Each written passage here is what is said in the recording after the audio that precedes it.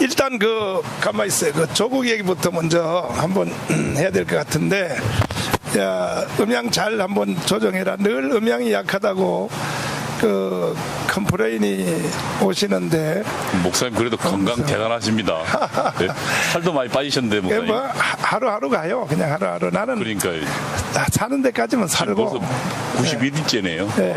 그러니까는 뭐 거의 이제 3개월 다 돼가는데, 일단 저거부터 하자고요. 조국 있잖아요. 조국. 예. 조국을 처음부터 그렇게 지명하고 했던 것은 저거 안 되지 않습니까? 예? 제가 보기에는 네. 우선 조국이라는 사람은 문재인 정부에서 버리지 못하는 이유를 저도 참 궁금한데요.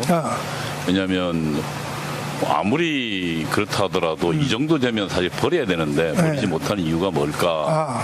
근데 이제 문재인 입장에서 볼 때는 우선 첫 번째로는 이제 다음 대통령 선거를 의식하지 않을 수 없거든요.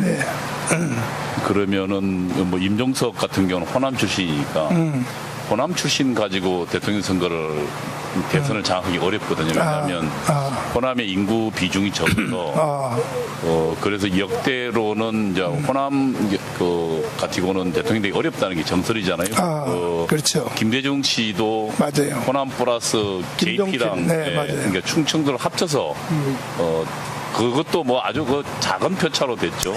그렇게 됐어도 결국은 누굽니까 인재 인재 작전을 안 썼으면 둘이 합해도 안 되는 거죠. 그러니까 그래서 아마 문재인 대통령의 가장 고민은 지금 현재 이 정도 헌법을 파기해서 만약에 대통령이 내려오면 다음에 구속이란 말입니다. 그렇죠. 그러면 자기가 살 길은 구속당하지 않고 살 길은 자기 후계자를 대통령에 앉히는 수밖에 없는데 그 조건이 누구냐라는 측면을 봤을 때 우선 조국이라는 사람이 영남이고 부산이란 말입니다. 그리고 아시지만 일반 잘 모르는 사람들이 되게 좋아할 조건을 가졌어요. 뭐 예를 들면 서울대 법대를 나왔죠. 그리고 교수죠. 키도 보니까 꽤 그다음에 인물도 그 정도면 뭐 가까이서는 그렇지 않다 그러지만 어쨌든 객관적으로 보기에 인물도 나쁘지 않고요. 지난번 기자회견 할 때 보니까 목소리도 음색도 좋고 그리고 여러 가지 측면에서 참 부산 출신에다가 그래서 여러 가지 조건을 갖고 있다. 가장 중요한 건 또 문재인 입장이 볼 때는 그의 사상일 거예요. 그렇죠. 지난번에 자기 젊은 시절에 부정하지 않았잖아요. 근데 그 내용을 정확하게 들어보면 사회주의 혁명을 추구한 거거든요. 그것도 그냥 사회주의를 추구하는 여러 가지 방식이 있습니다. 최근에 뭐 예를 들면 서구 유럽에서의 사회주의는 우리 시장 경제 내에서 그러니까 합법적으로 사회주의를 추구하자는 이상을. 그렇죠. 맞아요. 그래서 그거를 뭐 예를 들면 사회 민주주의자라고 이야기합니다. 또는 좀 더 사회주의 원칙도 각각의 민주사회주의자 뭐 이런 얘기가 있지만 그들은 전부 과거의 막스 레닌주의 그러니까 공산 폭력혁명과는 철저히 단절한 경험이 있습니다. 그러니까 폭력혁명은 전부 배제했단 말이죠. 그래서 그들은 시장경제 인정하고 폭력혁명 배제했어요. 그래서 이제 그런 이상을 자본주의 내에서 실행해보자는 사람인데 아시지만 조국이라는 사람은 그게 아니고 자유시장 경제를 뒤집어 엎어서 폭력혁명으로 타도하고 사회혁명을 하겠다는. 저 사람은 이름만 사회주의란 말을 쓰지 사실은 저 사람은 공산주의를 말하는 거죠. 그러니까 원래 공산주의란 말이 국민들에게 뭔가 좀 두려움을 준다 해서 그래서 사회주의란 말을 쓰는 겁니다. 그래서 사회주의와 공산주의 같은 내용이에요. 자, 가만히 있어봐요. 우리 국민들 중에는 아직도 이 방송을 처음 보시는 분들은 이동호 교수님이 누군지 잘 모르시니까 제가 다시 한번 소개하겠습니다. 우리 이동호 교수님은 그야말로 김문수 지사님과 같이 저쪽 동네에서 연세대학을 다니면서 사실은 앞에 나와서 행동하는 사람은 임종석 등등 북한에 갔다 왔던 여자 임수경 이런 사람들을 밑에서 지휘했던 진짜 빨갱이요. 이 사람은 진짜 빨갱이. 밑에서 완전히 뭐 이석기고 뭐고 총 지휘했던 지휘부에서 핵심으로 일했던 분이신데, 하나님의 은혜로 이제 그 뭐 어느 정도 전향한 게 아니라 완벽하게 전향을 해서 이제는 정말 우리 조국 대한민국을 자유민주주의 시장경제 한미동맹 기독교 입국론을 세우는 이게 최고의 오히려 지금 현재 중심에 서 있습니다. 제가 김문수 지사님에 대해서도 늘 그런 말을 하는 것처럼 우리가 이제 역사가 진행되는 그 역사의 사이클을 보면은 아놀드 토인비는 이제 그 해결 철학부터 시작해서 정반합 어떠한 주체가 있으면 거기서 들머지 반대 세력이 나온다. 이 두 개 힘겨루기 하면 또 새로운 세력이 나온다 해서 정반합으로 역사가 간다고 하는데, 성경적 역사가는 그렇지 않습니다. 성경적 역사가는 어떻게 되어 있느냐, 하나님이 어떠한 단체 중에서 최고의 앞잡이 그 사람을 꺼내가지고 그 사람을 꼭지를 돌려가지고 앞에 세력을 정리하는 거. 그 중에 제1번이 누구냐면 사도 바울입니다. 사도 바울은 원래 유대인으로서 유대교의 1인자였었죠. 근데 유대교 1인자인 바울을 꺼내가지고 구약교회를 없애버리고 그리고 새로운 신약을 열어갔던 사건. 그 다음에 이제 3세기경의 어거스틴인데, 그때가 어거스틴이 마니교가 전 세계를 막 점령했는데 어거스틴이 마니교 1인자가 됐거든요. 그런데 이제 엄마 모니카의 기도로 돌아와서 자기가 있었던 그 마니교회를 없애는데 정리를 하고 기독교를 새로 세움으로 인류 역사가 계속 진행되었고, 세 번째가 말틴 루터인데, 말틴 루터가 천주교 신부 출신이 아니었으면요 절대 불가능했죠. 그렇죠. 예. 그 안에서 최고의 비밀을 다 아니까, 그렇죠. 예, 이걸 뒤집는 종교개혁을 해서 이제 인류가 또 이렇게 올 수 있도록 이런 일을 했다면은, 이 하나님이 역사 진행의 사이클을 보면 항상 어느 진지의 주도 세력의 핵심 사람을 꺼내서 꼭지를 돌려가지고 정리하고 새로운 세계를 열어간다. 그럴 때 저는 우리 이동호 교수님을 주목하지 않을 수가 없는 것입니다. 네. 왜냐하면 그쪽 동네를 모르는 사람들은 정리할 수 있는 능력이 없어요. 우리 이동호 교수님은 뭐 거기에서 뭐 총 지휘했던 사람이니까. 근데 그 사람들도 우리 교수님처럼 이렇게 전향을 시키려고 친구니까 이게 시도해보니까 안 돼요. 그 사람들은. 우선 네. 그 전향이라는 과정이, 물론 저도 뭐 네. 아까 목사님 말씀했습니다만 사실은 그 목사가 되려고 대학에 들어왔다가 그래서 이제 대학을 졸업하고 목사를 되려고 했다가 당시 이제 뭐 시대 상황이 그랬습니다. 어쨌든 그래서 저는 한 걸음씩 한 걸음씩 가다 보니까 좌익으로 갔고 그 다음에 김일성주의자까지 갔더라고요. 아이고 참.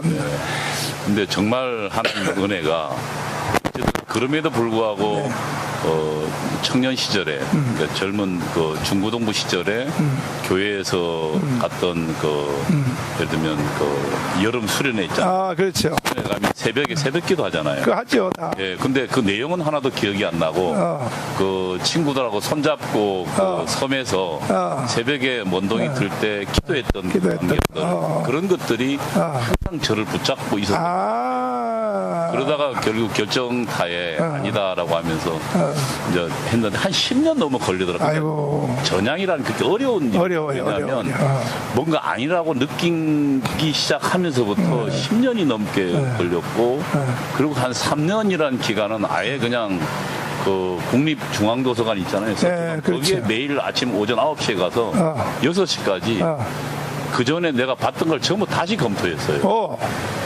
그리고 한 3년을 기간 동안에 검토하면서 최종적으로 내가 틀렸다. 그래서 이 사람이 한번 어떤 사상이나 생각을 가지게 되면 그렇군요. 그것을 바꾼다는 게요. 정말 그러니까 과거에 이제 지금 친구들은 거의 대부분 우리 사회에 적응해서 잘 사는 친구들이 굉장히 많아요. 그런데 정작 중요하게 들어가서 머릿속은 아직도 그런 찌꺼기들이 남아있어서. 근데 거기서 뭘 배웠기 때문에 그렇게 나오기 힘들어요. 뭘 배웠어요, 거기서? 거기서는 가장 중요한 건 우선 일단 교수님이 거기에 빠져들어간 과정을 좀 한번 설명 다시 한번 해보자고요. 자, 연세대학 들어갔다 입학했는데 누구한테 포섭됐어요? 포섭이라기보다는 네. 저는 당시에 네. 젊었으니까 예, 전두환 대통령에 대해서 불만이 많았어요. 다 그랬어. 예, 그랬어. 그리고 맨 처음에 5월 광주라는 그 선동을 들었어요. 아하. 그 당시에 이제 뭐 여러 가지 뭐 포스터나 뭐 이런 것들이 그렇죠, 나오면서 삐라들이 나오면서 그렇죠. 젊은이들을 뭐 지금 생각 다 거짓말이지만 뭐 처녀의 젖가슴을 칼로 뭐 유방을 도려냈다는 맞아, 등 맞아. 그다음에 그 애기 있는 산모의 야. 배를 갈랐다는 네. 등 뭐 그런 얘기를 듣고는 어. 도대체가 참을 수가 없었어요. 그렇죠. 그게 사실이라면. 네, 사실이라면. 그래서 뭔가 좀 이 내용을 좀 더 알아봐야 되겠다. 그리고 우리 사회가 뭔가 정의로운 사회로 가야 되는데 그리고 약자들이 뭔가 좀 그래도 살만한 세상이 가야 되는데 그게 신앙적 처음 생각이었어요. 그렇죠. 가야 되는데 뭔가 정의수지 못하다. 라고 해서 맨 처음에 이제 그 들어가기 시작했어. 들어가서 맨 처음 배운 게 역사관이었어요. 이 역사교육이 굉장히 중요한 게 그 당신이 이제까지 알았던 이승만, 박정희는 이승만은 미국의 앞잡이고 그 누구한테 배웠어요? 그 책에서 배웠죠. 그 선배들하고 선배? 네, 토론하면서 선배 이름 못 밝혀요? 해방 전후사의 뭐 인식 이래 가지고 네. 최장직 교수? 최장직 교수는 고대고요. 고대고. 그때는 이제 그 학생운동 구조가 뭐냐면 보통 1학년이 들어오면 3학년이 가르쳐요. 3학년이 가르쳐요. 육군사관학교 똑같네. 네, 그리고 뭐 예를 들면 2학년 그러니까 이런 식으로 그래서 1학년 떨어서 가르치거든요. 근데 저희 때는 하여튼 그때 제가 이제 그 서클에 들어갔는데 기독교 서클에 당시 이제 지금 생각해 보면 그 기독교 서클도 전부 좌익으로 다 물들어 있어요. 근데요, 그쪽에 모든 내가 여러 사람들한테 수백 통로를 통해 들어봤는데 해방 전후사 인식이란 말을 안 하는 데가 없더라고요. 근데 그게 결국 거기 하나의 그것이 교과서적인 주제가 됐는데, 교과서였어요. 네, 교과서죠. 네. 근데 해방 전후사에 그걸 한번 설명해 보세요. 뭐가 해방 그러니까 이제 전후사? 우선 그 당시 뭐 제가 한번 안내할게요. 자, 1945년 8월 6일 날 히로시마 원자탄 터졌죠. 네. 그거는 동의하는 거죠. 네. 거기도 북한까지도 3일 후에 8월 9일 날 나가사키에 터졌죠. 이것까지도 북한은 미국이 한 일에 대해서 동의하는 거 아닙니까? 한국 학생들도 다 동의하고. 사실이니까. 예, 거기까지 사실이니까. 그 다음에 자, 그 후에 뭐냐. 한국이 이제 진공 상태에 있었을 때 해방은 됐는데 국가를 누가 세울 것이냐 이 문제가 생겼지 않습니까? 생겼을 때 그때에 이제 내가 해방 전후사 인식책을 보니까 그러면 미국이 히로시마 원자탄 나가사키 데리고 난 뒤에 한국은 우리끼리 잘 살게 놔둬야지 왜 오키나와에 있는 미군이 왔느냐 이것을 첫째 문제 제기를 하더란 말입니다. 내 책에 보니까 맞죠? 언제 그것도 보셨어요? 아니, 내 맞지 나도 이거 공부 안 할 수가 없지. 그래서 모든 그 교리의 핵심은 뭐냐? 왜 오키나와에 미군이 왔느냐? 왜 왔냐? 온 이유는 일본군을 쫓아내고 그 자리도 맨 그 자리입니다. 용산 그 자리가 일본군 사령부가 있었던 자리 아니었습니까? 그 사람 쫓아내고 자리도 그 자리에 미군이 들어와서 일본의 제국주의로부터는 미국이 꺼내주고 결국은 내 말 잘 들어. 지금부터 우리가 너희들을 제국화할 거야. 해서 미군이 여기 와 있다는 것은 일본으로부터는 우리가 해방되었으나 미국 제국주의로부터는 아직도 우리가 해방되지 못했다. 이게 해방 전후사 인식의 골격 핵심입니다. 핵심이죠. 핵심이에요. 그러면 이게 식민지라는 거예요. 식민지죠. 예, 우리가 조선 남한이 예. 미제국주의자의 식민지인데 그렇죠. 그래서 네. 일제는 일제 식민지였고 그렇죠. 그다음에 미제가 들어와서 네. 미제국주의죠. 네. 미제국주의에 들어서 우리 지금 남한이 맞죠. 식민지가 되었다는 맞아요. 그 논리입니다. 그 논리죠. 예, 예. 이게 북한도 보면 그걸 가지고 계속 한국에 있는 젊은이들을 그렇게 교육하고 또 학생권에서 그리고 뭐 그 뭡니까 그 교과서에 네. 그 전에 그런 게 실린 적이 있어요. 네. 저희가 뭐 문제 제기를 했습니다만 그래서 그 사진은 내렸습니다만 네. 그 현대사의 네. 맨 첫 장면에 뭐가 나오냐면 그 아까 목사님 설명한 것처럼 그 용산에 네. 그 미군기가 올라가 있는 그 사진을 밑에 설명이 뭐라냐면 일장기가 내려간 자리에 성조기가 올라가다. 기가 막혔네. 그게 이제 그 이야기예요. 그러니까 얘기죠. 일제 식민지가 끝나고 미제 식민지가 되었다. 그래서 지금 예를 들면 강점기란 말을 쓰잖아요. 그렇죠. 지금 모든 언론에 사회가 강점기라는 말 다 써요. 그런데 이 말은 우리가 만든 말이 아닙니다. 미국의 아니 그러니까 북한에서 만든 용어예요. 북한의 그 사회과학자들 역사학자들이 만든 아이고 용어거든요. 세상에. 그거를 80년대 중반부터 강점기라는 말을 가져. 그전에는 강점기란 말이 없었어요. 우리는 일본 식민지란 말 썼죠. 식민지란 말을 썼죠. 네, 그러니까 강점기란 말은 안 썼는데 강점기란 말은 그 강제로 점거했다는 점령했다는 거죠. 근데 거죠. 그게 강점기 1, 2가 있어요. 강점기 1은 일제 강점기, 강점기 2는 어허, 나 이거 오늘 처음 듣는 얘기야. 그러니까 강점기라고 하는 말을 쓰는 것은 일제시대 때에 일본 놈들에게 강점을 당했고 그 말을 하려고 하는 게 아니라 지금은 미제로 미국에 강제 점령당해 있다. 주인이 바뀌었다는 얘기를 하고 있는 거예요. 이야 세상에 그렇게 하려고 요놈들이 지금 지금 금방 뉴스 왔는데 조국을 임명을 강행했답니다. 결국은 임명장 수혈했답니다. 좋아. 그래 문재인 좋다 이 자식아. 너 그래 가보자. 근데 자 이렇게 가는데 그러면 우리 교수님이 지금 현재도 이 주사파 있는 이 애도 있잖아요. 조국하고 다 이 사람들은 지금도 맹 그렇게 믿고 사는 거죠. 그러니까 우선 그런 이제 아까 얘기를 다시 돌아보면 그런 충격들이 왔거든요. 그러면서 이제까지 내가 알았던 이승만은 미국의 앞잡이고 그다음에 그 동포들의 예를 들면 그 후원받아서 호의호시 간 사람이고 그다음에 박정희 대통령 일본 이름 처음 들어봤어요 그때. 충격이었죠. 근데 이제 사실은 지금 생각해 보면 일제시대에 살았던 사람 창시기면 해라에서 다 일본 이름 있었을 거 아닙니까? 다죠 100%. 그러니까 근데 그 박정희만 특별한 게 아닌데 이제 저희 같은 경우는 어렸으니까 그런 충격들이 이제 저에게 다가왔고. 그때 태어난 사람은요 다 일본식 이름 다 가졌어요. 근데 그러면서 그들이 대한민국은 지금 아직 해방의 과제를 남겨 있다. 이제 그 말이 그 청년이 있던 저에게 이제 뭔가를 해야겠다.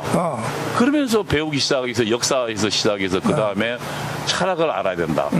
그러면서 그 막스 철학, 그러니까 변증법적 유물론을 가르치더라고요. 그렇구나. 종교는 민중의 아편이고 기독교는 근데 우리가 이 기독교인이 정말 잘 알아야 될 거예요. 공산주의 나라 혹은 공산주의 표방하는 나라는 종교는 적입니다. 그렇죠. 그러니까 지금 김일성이라는 그 나라에서는 기독교는 없어요. 없어. 지금 거기에 무슨 있는 교회라는 것은 사실은 즐겁교회 다 거짓말이에요. 그건 교회가 아니에요. 왜냐하면 그들의 철학에는 그 신은 없고, 그렇죠. 신은 없어요. 그다음에 두 번 왜냐하면 물질 자체의 자기 그 발전 과정이거든. 그리고 신은 없고 그다음에 이 종교라는 것은 민중이 억압으로부터 민중을 그 아편 주사를 놔서 그 억압을 깨닫지 못하게 하는 아주 잘못된 거기 때문에 그건 발멸시켜야 돼요. 그래서 지금 그 북한에서도 그 기독교를 정말 믿는 사람들은 다 정치범 수용소에 갇히는 거 아닙니까? 그렇죠. 그런데 지금 있는 교회라는 것은 그 선전선동하기 위해서 전부 거짓말이에요. 이걸 우리가 알아야 되는데 그렇죠. 그런 철학을 배우고 한국에는 이 대형교회 목사들 멍청한 놈들이 그것도 모르고 북한 가서 말이야 돈 갖다 주고 오고 떠들잖아요. 선교한다고. 죄를 짓는 겁니다. 그렇죠. 지금 적어도 종교를 압살하고 그리고 지금 그 김일성 그 동상이 있는 자리가 그 최초의 교회가 있던 자리야. 그렇죠. 거기 유명한 그 자리에 지금 그 우상을 숭배해 놓고 세워 놓는데 저는 그 하나님의 징계가 있을 거라고 믿어요. 자, 그래서요. 지금도 문제는 교수님은 전향에서 나왔지만은 현재 문재인 그다음에 바치고 있는 조국이 그다음에 임종석이 현재 있는 또 여러 비서관들 이 사람들은 지금도 한국이 특별히 문재인 이 한 사람 대통령 이 사람은 지금도 결국은 대학 다닐 때 배웠던 해방 전후 인식사에서 일본으로부터는 해방이 되었으나 다시 미국이 와서 우리를 강점하고 있다. 이 미국의 식민지살이를 계속하고 있다. 여기에 변함이 없는 거죠. 변함이 없는 겁니다. 야, 이게 문제라. 이게 문제. 결과적으로. 지금 모든 것을 미국으로 돌리라는 거거든요. 그래서 이제 조국이 조금 전에 임명됐다고 하는데 조국이가 어제 그저께 청문회 할 때에 김진태 의원이 핵심적인 말을 계속 물으니까 사회주의냐 당신 그러니까 아까 말씀하신 대로 조국이야 말은 사회주의가 아니고 공산주의인데 국민들이 충격받을까봐 사회주의란 말로 비켜가면서 이제 하는 말인데 여기 휴지 하나 드려라. 그래서 결국은 자기가 입으로 나는 사회주의자였었다. 그러니까 이제 공산주의였었다라고 시인을 했고, 시인했죠. 그다음 말이 이제 뭐냐? 그럼 전향했냐? 끝까지 대답 안 하더라고요. 그거는 내가 대답할 말이 아니라 그러면서. 그러니까 이제 전향이라는 건 아직 목사님 아시지만 사도 바울 사도가 그 예수를 믿는 신도들을 탄압하고 그들을 잡으러 가다가 180도 돌아섰잖아요. 그렇죠. 그리고 실제로 그것을 선교하고 목숨을 걸잖아요. 그렇죠. 그게 전향이거든요. 180도 돌아서는 걸 말하는 맞아요. 그러면은 그 사회주의를 공산주의를 추구하다가 이것이 틀렸다라고 느끼고 그리고 공산주의를 폐기하는데 앞장서야 전향입니다. 그렇죠. 전향이란 맞아. 저도 그동안 숱한 오랜 세월을 겪으면서 공부하고 고민하면서 느낀 것 중에 하나가 결국은 사회주의는 틀렸다. 아시다시피 소련이나 그 동구 유럽이 이미 나왔잖아요. 그러니까 전향을 했나 안 했나를 뭘 보면 아냐면 입으로 전향했다는 말까지도 믿을 수 없고 전향했다면 지금 현재 있는 주사파나 북한의 이 모든 것을 타도하는데 앞장서야 그게 완전한 전향으로 볼 수 있다. 전향이죠. 그렇군요. 왜냐하면 지금 아시다시피 자신의 생각을 180도 바꾸는 건데 틀렸으면 그 틀렸던 것이 부끄러워야 됩니다. 그렇죠. 맞아. 그러니까 저도 맞아. 과거에 학생운동 했다는 사실이 부끄러워요. 그렇구나. 물론 젊은 날이었지만 어쨌든 그러나 좀 더 따져보지 않았고 그리고 또 그것을 좀 더 깊숙이 생각해보지 않고 맞아. 그네들의 몇 줄 책에 선동당해서 거기에 깊이 빠졌다는 게 부끄러워요. 우리 기독교에서도 이제 우리가 세상에서 죄짓고 막 살다가 이제 본 어게인 거듭나면 세상에서 했던 모든 일에 대해서 우리가 부끄럽게 생각하잖아요. 그렇죠. 하나님께 회개하고 눈물 흘리고 그래 감정을 하면서 정말로 나는 이게 죄인 중에 죄인이다. 나는 이렇게 이제 사도 바울이 말 그렇게 돼야 되는데 지금 우리나라 주사파들은 임종석이도 먼저 번에 국회에서 그 비서실장 할 때에 국회 청문회 때 끝까지 말을 안 하더라고요. 그러니까 자신의 공산주의 활동이 부끄러운 것이 되지 않으면 그 사람의 생각 속에는 아직 그 전향했다고 볼 수는 없는 거죠. 그렇죠. 그러면은 그리고 조국도 마찬가지죠. 조국은 뭐 말을 이상하게 돌리던데 경제 민주화라는데 제가 보기에는 지금 그가 그 말장난을 하는 거거든요. 그러니까 공산당의 가장 것 중에 하나가 용어 혼란 전술이에요. 그러니까 공산주의를 말하다가 사람들이 두려워하니까 사회주의라는 말로 바꿔서 뭔가 우리 사회가 전부 더불어 사는 것으로 그렇게 사람들을 안심시키잖아요. 그 용어를 계속 바꿔요. 그러니까 예를 들면 뭐 민주주의란 말의 용어 속에 자기들의 세상을 집어넣기도 하고 민주란 말이에요. 그러니까 그런 용어 혼란 전술인데 그 아시다시피 그 조국이 했던 사회주의는 곧바로 그 모든 사적인 그 사유재산을 철폐하자는 거거든요. 그렇죠. 그러니까 전부 우리가 집단 생활하자는 거예요. 맞아요. 뭐 그날도 토지 공개념 뭐 어쩌고 저쩌고. 토지 공개뿐만 아니라 토지뿐만 아니라 모든 것을 그러니까 참 예를 들면 그 사유재산을 폐지하자는 거예요. 기가 막히는 거예요. 그리고 전부 국가 소유를 하자는 거예요. 그렇죠. 그러니까 소련이나 과거의 동구라파나 지금 놈들. 북한처럼요. 썩을 그래서 놈들. 전부 직업이나 것도 전부 그 나라에서 정해주잖아요. 썩을 놈들 정말 그러니까 참. 그 나라로 가자는 거예요. 그게 무슨 경제 민주화고 경제 민주화는 약간의 좀 약간 다른 개념입니다만 이들이 용어를 잘 슬쩍 속이는 거죠. 야, 그러면 이제 이런 전향하지 않는 이런 자를 법무부 장관의 임명을 제가 한다고 하고 청와대에서 발표가 나왔는데 하고 문재인도 그러면 같은 한 통속이라고 보면은 전향하지 않는 이게 극단적 주사파들이 대통령을 하고 장관을 하고 뭐 조국 분이겠습니까? 거기 장관들 다 똑같은 놈들인데 그래서 이러한 데서 대해서 이번에 조국 사태를 통하여 국민들이 많이 아는 것 같아요. 이제 근데 드디어. 더 좀 깊숙이 알아야 될 게 있습니다. 네, 왜냐하면 지금 조국 사태를 쳐다보면서 도대체 우리 국민들은 아직도 지금 현재 벌어지고 있는 일들이 그냥 단순히 자유민주주의 체제 내에서 여야, 그러니까 뭐 예를 들면 약간의 서로 방식이 다른, 뭐 예를 들면 그 진보나 혹은 뭐 보수의 싸움으로 정도로만 알고 있어요. 그러니까 뭐 예를 들면 미국이나 유럽 정도의. 그러나 지금 한국은 본질이 그게 아닙니다. 지금 아시지만 그 조국이라는 사람이 자신이 전향을 이야기 안 했잖아요. 그렇죠. 그리고 왜냐하면 젊은 시절에 그러면은 자기 전향이라면 이렇게 이야기해야 돼요. 자기는 자본주의를 폐지하려고 했으나 지금 내가 와서 보니까 지금 대한민국에 이르면 법무장이 되려면 이 정도 이야기는 해야 돼요. 제가 젊은 시절은 자본주의를 폐지하려고 했다. 그러나 지금 내가 그동안 살면서 보니까 맞아. 자본주의 갖고 있는 강점들이 많더라. 그래서 젊은 시절에 그 자본주의 폐지에 대해서 난 생각이 바뀌었다. 대신 자본주의 여러 가지 약점들이 나 있다고 생각한다.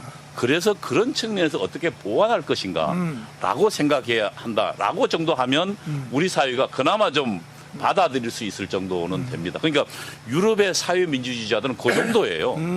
근데 지금 조국은 자기 젊었을 때 얘기 안 하잖아요. 무슨 얘기냐면 자기 밑바닥 속에는 우리 지금 현재 시장경제 체제 그리고 우리가 지금 그 하고 있는 우리 헌법의 근간이 리버럴 데모크라시 아닙니까? 자유민주주의 아닙니까? 그렇죠. 자유민주주의와 다른 민주주의를 꿈꾸고 있기 때문에 그런 거예요. 그렇죠. 그리고 지난번 우리 그 문재인 씨가 했던 그 헌법 개정안 중에 그 뭐야 자유 빼자며요. 그러니까. 지금 자유민주주의는 이렇게 보셔야 됩니다. 민주주의는 두 가지가 있습니다. 하나는 전체주의, 공산 전체주의형 민주주의가 있고 그렇죠. 하나는 우리가 채택한 자유민주주의가 있어요. 그렇죠. 그래서 그냥 민주주의 말 속으면 안 돼요. 그렇죠. 맞아. 우리가 채택한 민주주의만이 우리 인류를 발전시키고 오늘날 우리를 행복의 나라로 끌고 왔어요. 그렇죠. 그리고 자유와 재산을 보장해 줬다고요. 맞아요. 그러나 공산이 채택하는 그런 전체주의적 민주주의는 인간을 최악의 나라로 만들었다고요. 그렇죠. 근데 지금 문재인도 그렇고 문재인이 그 하고 있는 그 많은 사람들이 추구하는 거는 지금 우리 리버럴 데모크라시인가 근본적 질문을 던져봐야 됩니다. 우리 자유민주체가 아니라는 거예요. 거기에 우리는 경각심을 가져야 되고 그래서 노재봉 총리를 비롯한 그 한국 자유회의는 이미 2016년도에 어떤 얘기를 2017년도인가요? 2월에 예. 지금 체제 전쟁을 벌이고 있다. 그렇지. 맞아. 그러니까 지금 한편으로는 자유민주주의 체제와 맞아. 그리고 전체주의 간의 전쟁이 벌어지고 있다. 맞아. 저는 지금 현재 이 문제의 본질은 자유 대한민국 그러니까 자유민주주의 체제 내에서 약간의 방법을 가진 여야의 싸움이 아니라 적어도 자유민주주의와 다른 체제 간의 치열한 물러설 수 없는 경쟁을 벌여지고 있는 게 현재 오늘날 2019년도 오늘날 지금 현실이다. 이거 내용을 알아야 지금 왜 문재인 대통령이 저렇게 고집하면서 사상도 불분명하고 그다음에 혁명을 아직 포기도 안 한 친구를 저것도 가장 중요한 법무장에 앉히는가 기가 막혀. 라는 사태를 이해할 수 있어야 된다. 그러니까 결과적으로 이제 여기서 이제 선을 하나 그어야 되는데 그래도 조금이라도 우리가 기다린 것은 인간이라면 한국에서 태어났고 대한민국이 주는 옷을 입고 밥을 먹고 대한민국의 제도화에서 공부까지 한 놈들이 그래도 설마 북한식 공산주의로까지는 가려고 하지 않겠느냐 하고 기다려왔는데 이번에 조국 사태를 보고 나니까 저 사람들은 구제불능이다. 절대로 돌아설 사람이 아니고 저 사람들은 임종서이가 국회 가서 그때 그렇게 전희경이가 네? 그렇게 집요하게 말 한마디만 하라고 난 주사파 안 한다. 이 시간 이후로 나는 이 시간 이후로는 주사파를 안 한다는 말 한마디만 하라고 그렇게 말을 하는데도 안 하더라고요. 그래 보면 조국도 그렇고 또 임종석도 그렇고 여기 청와대 들어가는 모든 비서들도 요것은 꼭 종교적 신념 이상의 자리를 벌써 자로 있기 때문에 이번에 이제 결판이 다 났고 그렇다면 이제 우리 할 일은 뭐냐 쳐내야 됩니다. 이제는 뭐 더 이상 어떻게 뭐 시간을 둘 필요도 없고. 목사님 지금 아시지만 그 48년도 건국 이래 네. 그 이승만 박정희 대통령을 거치면서 네. 우리가 70년간 만들어 놓은 이 자유 대한민국이 그렇죠. 지금 2년 만에 아, 존폐의 기로에 와 있습니다. 그렇습니다. 목사님이 잘 지적하시지만 경제는 지금 엉망이죠. 외교 지금 뭐 엉망 왕따가 돼 있죠. 그다음에 뭐 보호 해체하죠. 목사님이 아주 7가지 너무 잘 정리하셔서. 네, 네. 근데 지금 이게 그 쌓는 건 만드는 건 어렵지만 무너뜨리는 건 쉽습니다. 그러니까요. 저는 정말 이 시점에서 저희가 문재인 정부를 기필코 퇴진시키겠다는 결심을 가질 때만이 그렇죠. 저는 우리가 이 위기에 탈출할 있다고 생각이 들어요. 네. 그래서 저는 목사님이 이 그 농성을 벌이고 있는 것을 전적으로 지지합니다. 그래서 시간표가 결국은 이제 45년도에서 48년 그때가 사실은 그 육신적인 전쟁이 아니고 그때가 1차 전쟁이었습니다. 1차 전쟁이었죠. 1차 전쟁이었어요. 그러니까 전쟁인데 어떤 나라를 건립할 맞아. 것인가의 1차 근데 전쟁이었습니다. 그때는 우리 편에는 이승만이라고 하는 하늘이 내려준 그 사람이 그렇죠. 있었단 말이에요. 그리고 또 하나는 네. 미국이란 나라가 네, 미국이 있었고. 어쨌든 네. 이 그렇죠. 38선을 이남을 가지고 있었고 그런데 저쪽은 그때 이제 박헌영이 있었는데 그때하고 세상은 똑같아졌거든. 지금은 저쪽은 박헌영보다가 100배 더 강한 문재인이가 나타났고, 근데 우리 편에는 미국은 지금도 미국 그대로 있지만은 미국도 지금 흔들리고 있죠. 예. 이승만이 없는 거예요. 이승만이. 없죠. 예. 그래서 근데 이제 지금 현재 목사님 네. 훨씬 더 위기인 게 네. 과거는 아시지만 그러니까 우리 내부의 공산주의자들이 물론 있기는 있었습니다만 네. 다수가 아니었습니다. 그리고 그 외부로부터 침략의 위기였잖아요. 그리고 뭐 50년의 전쟁을 벌였지만 지금은 우리 자유민주주의 체제에서 자란 공산주의자들이 우리 사회에 지금 권력의 중추를 장악했습니다. 맞아요. 그때는 그 이승만이라는 분이 건국을 하고 권력은 자유민주주의가 장악했는데 맞아요. 반대죠. 지금은 그 자유민주주의인지 아닌지 잘 모를 그러니까 내부에서 자란 공산주의자들의 핵심들이 대한민국 권력의 중추에 들어가 있단 말이에요. 바로 그게 문제야. 그게 지금 위기의 본질입니다. 맞아요. 그래서 맞아요. 이거는 지금 그때보다 훨씬 더 맞아요. 심각한 위기다. 그렇죠. 이렇게 봐야 된다고 생각합니다. 그러니까 이제 그때하고 지금하고가 이제 한 사람의 차이인데 이승만이 있고 있었고 지금은 이승만이 없고 그런데 그래서 제가 이렇게 나선 거예요, 사실은. 근데 저하고 내가 이승만이 했던 일을 내가 대신한다는 것은 이거는 뭐 신성모도에 가까운 말이지만은 그러나 누구라도 부름 받으면 예, 해야죠. 누가 나오는 사람이 없으니까 누구라도 대한민국에서 부름 다 받으면 겁먹어가지고 다 이 보수 우파들은 다 전부 다 쭈그리고 앉아 있으니까 내가 한기총 대표회장으로서 안 되겠다. 나라도 나가야겠다. 나보다 더 센 사람이 나올 때까지라도 내가 견인을 위해서 내가 여기까지는 해야겠다 해서 지금까지 달려왔는데 이제 조금 나오려는 사람들이 들어 생겼어요. 이제 드디어요. 생겼는데 근데 제가 이 애국운동 35년 하고 그 돈도 내가 133억을 써보고 별짓 다 해봤는데 그걸 비싼 대가를 지불하고 얻어낸 방법이 뭐냐? 1000만 서명이에요. 1000만 조직. 조직이 왜 넣냐? 절대 못 이겨. 예. 나는 이거 35년 동안의 결과를 가지고 배워낸 거라서 무조건 존경하는 국민 여러분, 절대 다른 걸로 해결 안 됩니다.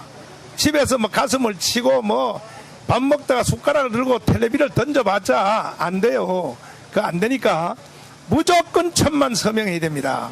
1000만 서명 조직만이 오늘 임명되는 저것들 이제 자살행위를 했는데 빨갱이들은요 보면 극단적 판단에서 항상 저런 짓을 하더라고요. 빨리 와! 아니 저 가야 되는데 목사님 어딜 가요? 저기 다 얘기해가지고 예. 빨리 저 강경의 집회를 잡아야 돼. 저거 이미 어. 그랬으니까. 그러니까 와서 한마디 하고 가야지 어딜 가요? 알았어요. 예. 자, 그래서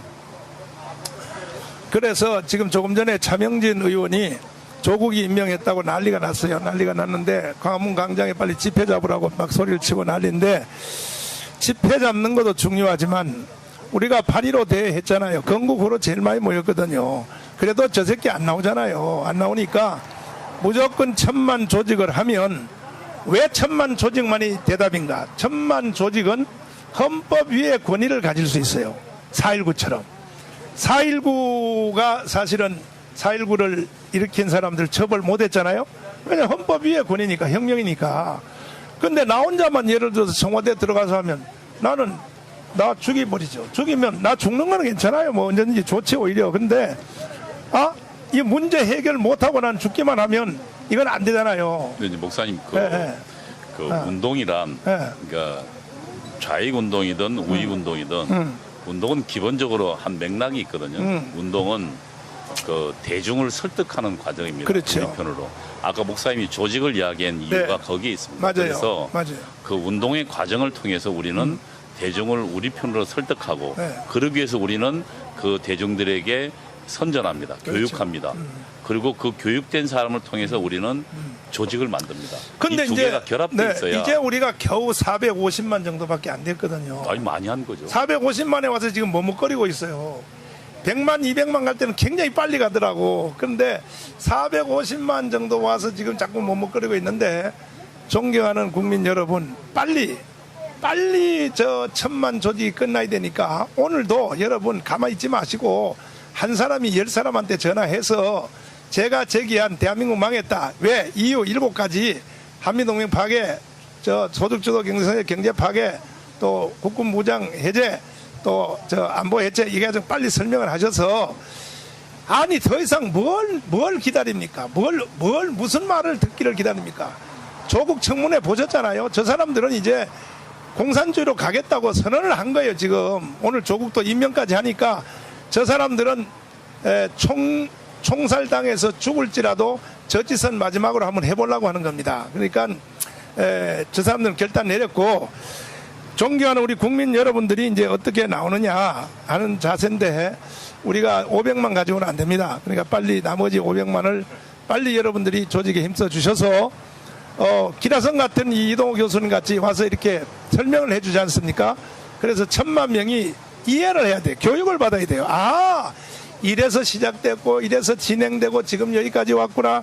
저놈들이 어디로 가려고 하는구나. 조선민주주의인민공화국으로 가려고 하는구나. 김정은한테 이 나라를 갖다 바치려고 하는 이 의도를 자세히 우리 국민들이 이해를 해야 되기 때문에 여러분 1000만 서명에 오늘도 여러분이 빨리 해주시고 또 전국의 253개 지부장 여러분 추석이 왔다고 나사가 불리면 안 돼요. 추석이 뭡니까 지금 추석이. 난 추석 때도 계속 여기서 방송하려고 그래요. 여러분 그러니까 253개 지역위원장 여러분 빨리 제가 여러분들에게 말씀드린 대로 10,000곳의 포인트에다 2명씩을 딱 세워서 2만 명이잖아요. 2만 명 세워서 그 10,000곳에서 하루에 100장만 받으면 이틀이면 끝나버려요. 혼자서 그렇게 뭐 10,000장, 50,000장 받았다고 그거 안 되니까 제가 말씀드린 대로 빨리 여러분 지역구에서 시장터, 버스 정거장, 그 다음에 슈퍼마켓 여기다가 빨리 사람을 세우시라고. 사람들이 전 국민이 길거리 나와서 100m만 걸어가면 서명한 사람 저기도 있네. 또 100m 여기 또 있네.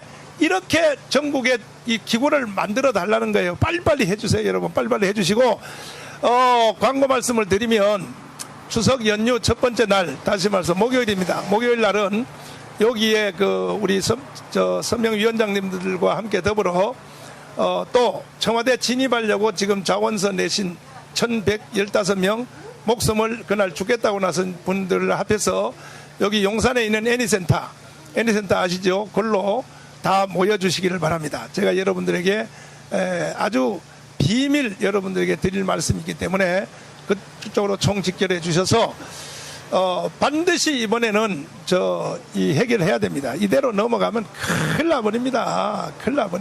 자, 그래서 우리 교수님 오늘 바쁘신데도 또 와주셔서 우리 마무리 말씀 한마디 한번 해주시고 네. 우선 이 위기를 해결하는 가장 큰 길은 깨어나는 것입니다.